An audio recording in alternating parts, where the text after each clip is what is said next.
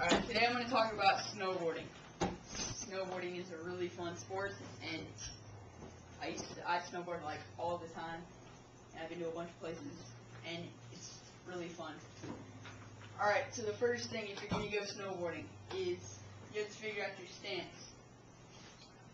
So your stance is pretty much whatever foot you have forward. If you skateboard or if you surf, your foot that you have forward, like your right or your left, is whatever foot you're gonna have forward on a snowboard.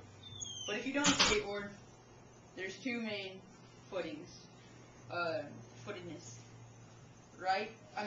Goofy and regular. Goofy is with your left foot forward, and regular is with your right foot forward. I'm regular. Okay, so once you got your once you have to figure out if you're regular or goofy, your footedness, you can either run and jump and slide onto wood floor with socks, which can be very dangerous. And it's whatever foot you put forward, or you can have somebody the safe way. You close your eyes and you have somebody come up behind you and push you. And if you step with your right foot, you're regular, and if you step with your left foot, you're goofy. So we're going to talk about stance and stance. Duck, forward, and those are the two main, duck and forward. And duck is when you have a negative and a positive. So it would be like -6, +17. So your feet are going to be like this on the board. Your toes are going to be outward. And then racing, or forward, is usually beginners like forward because they think they're in control. It's when you have your feet, both positives, facing towards the nose of the board. So I don't really know how you ride that way. I've never personally tried. And the forward stance is good for speed and carving. And the back stance, oh yeah, there's back stance. It's good for powder. It's like wakeboarding. You want your nose, the board to be really up in the air. How to ride. Okay, so we're going to talk about how to go faster. Actually, we should probably talk about how to stop. So once you're going down and you're like, oh God, oh my God, I don't know how to stop. There's two ways to stop. Fall, or you can edge by getting on your heels and just digging in and looking across the hill, and you will stop.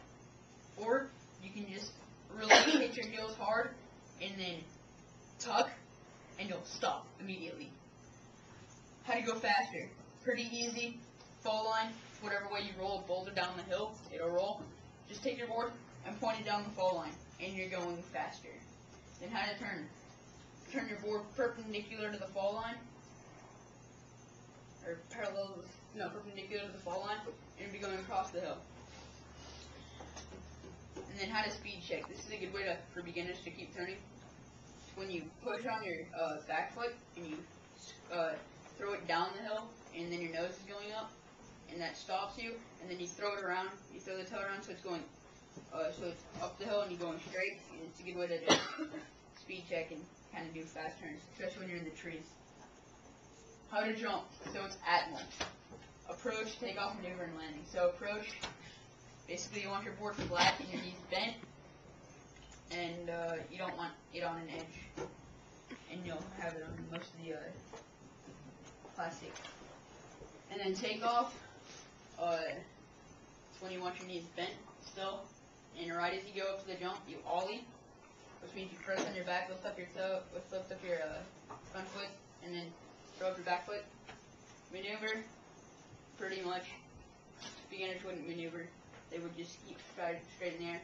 Landing, so you're going to land with your knees bent, and your board's facing straight, and you're going to be like, oh my God, I need to stop, but don't, because you'll hit the back of the ramp with your head. And you just bend your knees, and then just go down, and then once you've gone about, I think it's like, it doesn't matter, just once you've gone for a while, you can start speed checking and linking, which is just turning consecutively. And general safety. Okay, helmets. Helmets, y'all probably like, oh my God, it's snow. It's not going to hurt. Yeah, but there's rocks and ice under the snow. So that's probably important. Wrist guards. I don't wear them, but they are important for beginners because you'll all be hitting your wrists a lot.